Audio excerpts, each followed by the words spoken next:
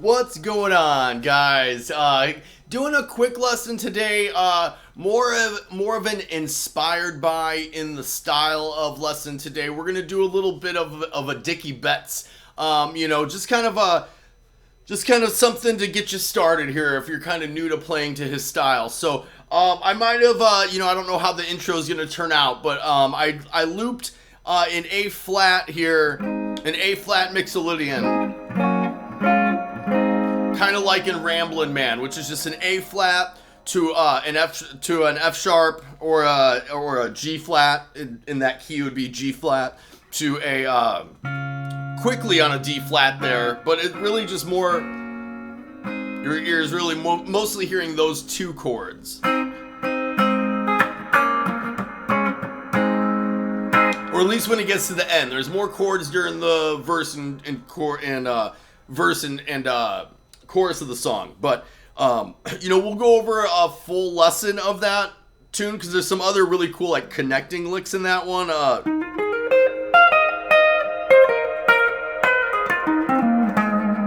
Those kind of, he's got those in there. When he starts the solo, that's cool. Even the intro, in the intro, I think it does, how does the intro in that start?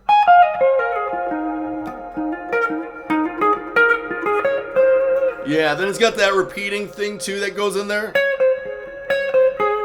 which is really cool. So there's all these really cool ideas in it. In the studio recording, it's in the key of A flat, so that's why I'm doing this in A flat. Just in case you want to play along with Ramblin' Man as well. So anyway, let's just kind of get into the scale that I would use for this, and then a couple of the signature licks in the outro solo here. So let's start with, it's going to be an A flat. We're going to use A flat major pentatonic. Now, even though when he's soloing, it's going to be in more of an A flat mixolydian, but you don't really have to worry about that because the A flat major pentatonic excludes the fourth and the seventh scale degree. Now, he likes to throw in the fourth, so that's going to be in this key, it's going to be C sharp. Okay? So anywhere there's a C sharp, you can feel free to play that as well. So really just omit the seventh, and then that way you'll get that sound like Dicky Betts. And let's go ahead and get into scale shape in both positions here. We've got the 4 on your E string is your root. We've got 4 on your E string, that's where you root. And then you have 1, 3 on your A, 1, 3 on your D, 1, 3 on your G, 1, and then also include the second fret, that's the fourth scale degree there, on your second fret, and then 4, fourth fret, and then 1 and 4, because we're going to leave out that seventh, right, on the last string. Which is just like your F minor pentatonic, right? And then it, up here, I'll tab that out as well. Including that C sharp in there, which you can play in this position as well.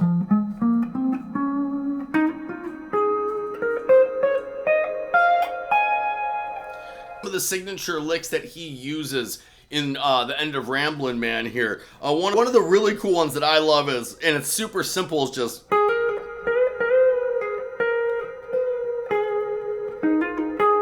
Right? Just really, these really easy licks like that, and I'll tab that one out. And then, when he does it the second time, he does almost the same figure. And he just grabs 16 there on his B string there. Just to kind of spice it up a little bit. And then, when he's doing the bends, he's doing that same... we go over this in other lessons all the time, this bend that's inherent in your minor pentatonic when you're playing it to the relative major in this case, right? And this bend that's so country southern rock that's in so many things. And here he is just riding that bend over and over.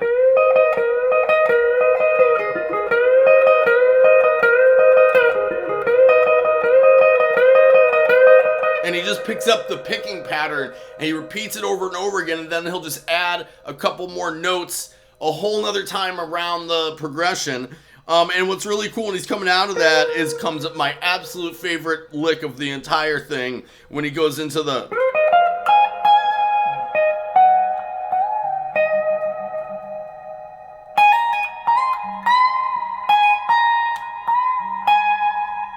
So there he's just got the... And first, let's just play it. So we've got...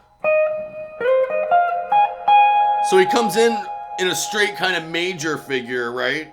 So that's, 17 on your G, 16, 18 on your B, 16 on your high E. So now you're going to come up for the next note and play 16 on your B.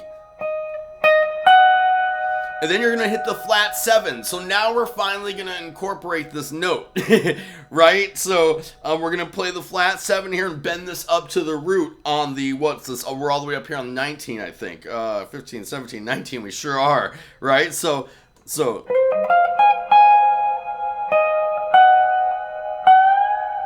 And you bend that up to the, and you resolve it back down there to 16, which is, that note there is a, you've got an E flat there, so that you're playing the fourth scale degree here.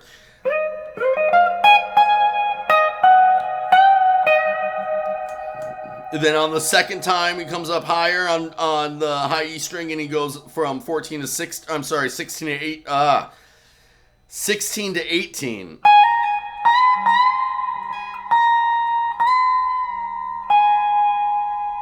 That's all on 16 and 18 there, bending, and then I'll tab that out here. So that's going to be hammer on pull off, 2 bends, pull off, hammer back on, bend it again and release it back to the root there. And then, and I do want to touch on too how this lick is so signature of if you're trying to get the Dicky Betts sound, because here he is using the kind of the I don't want to say straight major, but not including that flat 7 note, right? So he's playing that major pentatonic scale that doesn't include that flat 7 note. So what I love is the tastefulness of being able to hold off throughout this whole, He's going through all these cool licks, trying not to hit that note, right? And then he comes in, and gives it kind of this more bluesy, soulful element there at the end, right? So it's just really a brilliant use of patience and articulation here. Masterclass in phrasing, right? So yeah, that's a huge part of the Dicky Betts sound. Now let's talk about just some of the things if you're improvising, trying to use the same kind of scale, getting the same kind of sound, right? So we'll put the backing track back on here. You know, and if I'm just improvising over this here,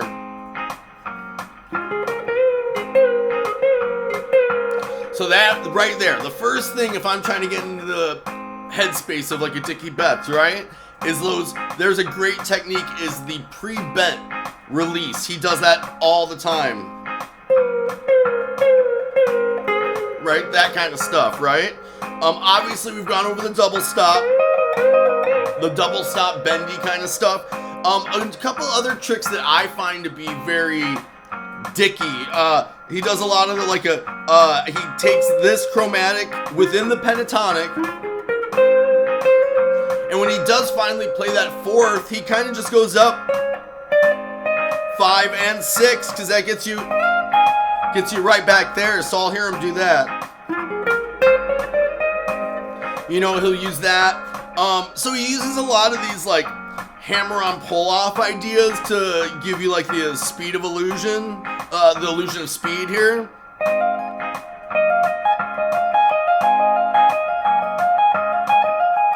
You know, he's doing that kind of stuff all the time. So get real creative with those types of ideas too. I think he also too, when he's building speed and like and this isn't of course in this particular song, I'm talking about in more of an improvisational context. And then too, a lot of like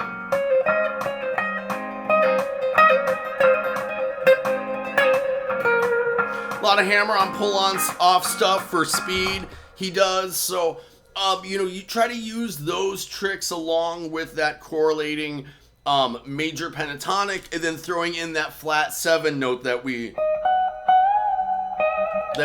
talked about there, also to give it some of that Dicky sound. So cool. That was a little bit of a lesson on like the Ramblin' Man vibe, we'll call it, because I went through a couple licks in it, but we're not really doing a full-on lesson with all the chords and all that today. We just want to more go over today just kind of like an in the style of Dicky Betts kind of lesson, and trying to achieve some of that sound and where he's coming at it, like his approach, right? So cool. We'll maybe do some more parts on this one, because I am just a gigantic fan. He's a huge influence of mine. So cool. Hope you guys get something from it. Much love, you guys. I've rambled on. Like, subscribe, share. You know how much I appreciate you. I'll see you on the flip. Later.